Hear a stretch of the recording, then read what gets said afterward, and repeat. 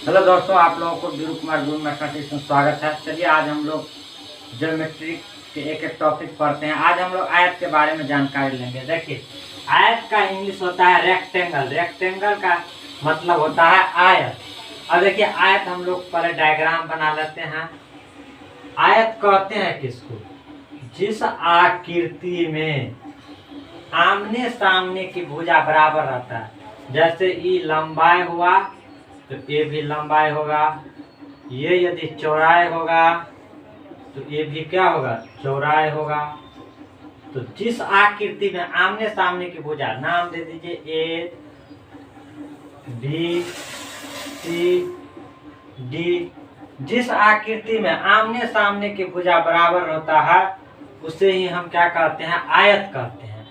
अब देखिए, इसमें प्रत्येक कोण 90 डिग्री का होता है। प्रत्येक को 90 डिग्री का होता है। सबसे पहले हम लोग जानते हैं आयत का क्षेत्रफल क्या होता है, एरिया क्या होता है। तो आयत का क्षेत्रफल यदि पूछा जाए तो होता है क्या? लंबाई गुने चौड़ाई। यदि इसको इंग्लिश में लिखा जाए तो एरिया लिखते हैं आयत के क्षेत्रफल को, और लंबाई को L और चौड़ाई को लिखते हैं D। यदि आयत का परिमाप पूछेगा, आयत की परिमाप, यदि आयत का परिमाप पूछा जाए तो परिमाप होता है, परिमाप पूछेगा या परिमिति पूछेगा, परिमिति या परिधि। परिधि सब एक ही होता है। ये होता है 2 इंटू, सब भुजा को जोड़ दीजिए, लंबाई प्लस चौड़ाई प्लस लंबाई प्लस चौड़ाई। यदि देखिए इसमें कितना लंबाई है? 2 गो है तो इसको लिख सकते हैं 2 लंबाई, और 2 चौड़ाई है तो 2 चौड़ाई। इसमें 2 कॉमन लेंगे तो ये हो जाएगा लंबाई और प्लस चौड़ाई। अब देखिए, लंबाई को कहते हैं L, ये भी मेरा हो गया L। चौड़ाई को कहते हैं B, तो ये भी हो जाएगा B। अब देखिए, परिमाप को पेरीमीटर P से सूचित करते हैं, लंबाई को L से, तो 2 इंटू L प्लस B होता है मेरा आयत का परिमाप हो गया। अब देखिए, आयत में विकर्ण कहाँ पर होता है? तो दोनों कोना को, आमने सामने वाले कोना को मिला दीजिए। एक विकर्ण मेरा ए हो गया और ए विकर्ण ए हो गया। यदि इन दोनों को आप मिलाइएगा तो ये मेरा 2 गो विकर्ण, इसका नाम दे देते हैं D1, इसका नाम देते हैं D2। तो ये विकर्ण हो गया। आयत का विकर्ण, विकर्ण की फॉर्मूला होता है, विकर्ण निकालने का फॉर्मूला होता है, हम लिख रहे हैं अभी। आयत, आयत में विकर्ण, आयत का विकर्ण बराबर फॉर्मूला होता है रूटेंडर लंबाई स्क्वायर प्लस चौड़ाई स्क्वायर। अब विकर्ण कौन सा है आप लोग जानते हैं। देखिए, विकर्ण को हम स्मॉल d से सूचित करते हैं, और रूटेंडर लंबाई स्क्वायर प्लस चौड़ाई स्क्वायर, ये मेरा हो गया विकर्ण का फॉर्मूला हो गया। विकर्ण हम इस फॉर्मूला पे निकाल सकते हैं। अब देखिए, इसमें कुछ प्रॉपर्टी है, प्रॉपर्टी जानने की कोशिश करते हैं। आयत में क्या होता है, प्रॉपर्टी मेन है, प्रॉपर्टी जाना। आजकल प्रॉपर्टी से फॉर्मूला तो सबको याद आता है, प्रॉपर्टी से पूछा जाता है। देखिए, पहला प्रॉपर्टी पूछेगा कि आयत में विकर्णों की संख्या। आप लोग देख रहे हैं कि आयत में विकर्णों की संख्या 2 होता है, तो लिखेंगे आयत में विकर्ण, विकर्णों की संख्या। तो कितना? 2 गो। कौन कौन विकर्ण है? तो एक है AC, और एक क्या है? और एक है मेरा क्या? BD। तो ये दोनों विकर्ण हो गया। और इसमें विकर्ण जो होता है एक दूसरे को बराबर दूरी पर काटता है। दोनों विकर्ण दोनों विकर्ण एक दूसरे को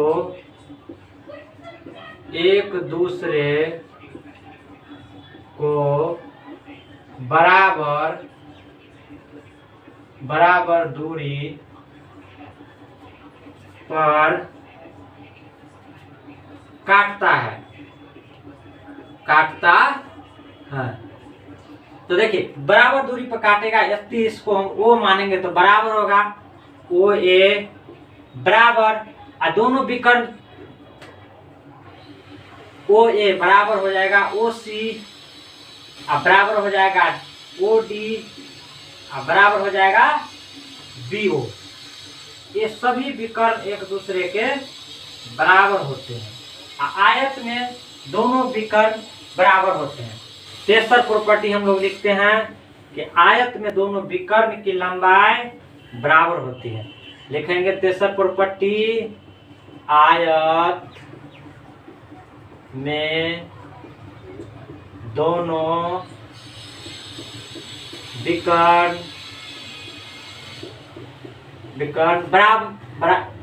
की लंबाई बराबर होती है। आयत में दोनों विकर्ण की लंबाई बराबर होता है। तो देखिए AC बराबर हम क्या लिख सकते हैं, BD। ये दोनों विकर्ण की लंबाई बराबर होते हैं। आयत में जो होता है दोनों विकर्ण की लंबाई बराबर होते हैं। अब देखिए आयत के प्रत्येक कोण 90 डिग्री का होता है। तो लिखेंगे इसका माने किसका, आयत का प्रत्येक कोण 90 डिग्री का होता है। और देखिए सभी कोणों का योगफल 360 डिग्री होता है। आयत के सभी कोणों का योगफल जो होता है 360 डिग्री का होता है। तो सर कहिएगा 360 डिग्री कैसे, तो 90 90 90 90 चारों कोण को जोड़िएगा तो 360 डिग्री होगा।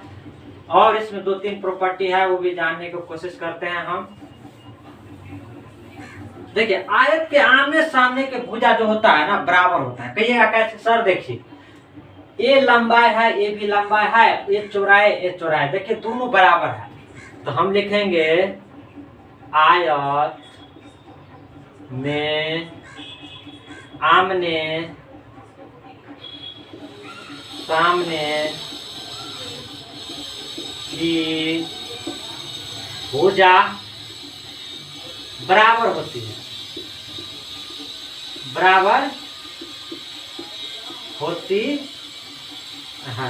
तो हम कह सकते हैं AB बराबर DC। ये तो हो गया लंबाई, और चौड़ाई क्या हो गया AD बराबर BC। ये हो गया मेरा चौड़ाई। एक और प्रॉपर्टी लिखना है हमको कि आयत के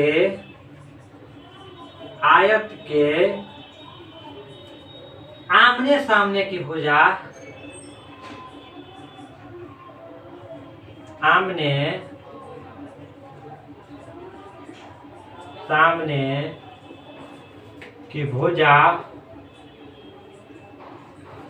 सामने की भुजा समांतर होती है,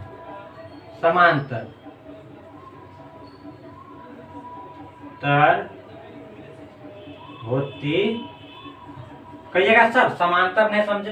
समांतर हम उसको कहेंगे बच्चा, जैसे देखिए ये लंबाई है, ये भी लंबाई है, इसको भी आगे बढ़ाइए, इसको भी बढ़ाइएगा तो कहीं पर एक दूसरे को ऐसे कट नहीं करेगा, क्योंकि सब जगह भुजा क्या है, दूरी क्या है, बराबर है। सभी जगह की दूरी बराबर है। यदि सभी जगह को दूरी बराबर रहता है और एक को दूसरे को बढ़ाने पर कहीं पर भी कट नहीं करता है तो उसी को हम बोलते हैं समांतर, माने पैरेलल है, एक दूसरे के क्या है, पैरेलल है। तो इसी को बोलते हैं हम समांतर। तो देखिए कौन कौन भुजा समांतर है, ए बी समांतर है डीसी के, तो ए बी ई समांतर के चिन्ह है, समांतर है डीसी के, और क्या समांतर है, ए डी समांतर है किसके, बीसी के।